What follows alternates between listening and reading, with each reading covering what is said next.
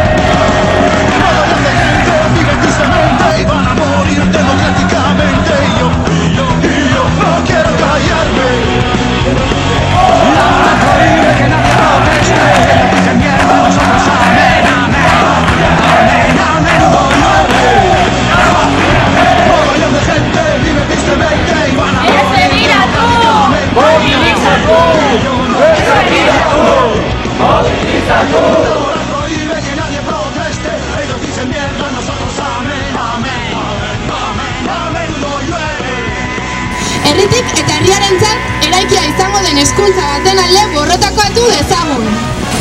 Etorkizuna gurea da. Lortuko dugu. Euskal Herria hezkuntzatik eraikitzea. Animo, aurrera eta jotake. Gora ikasle borroka! Gora!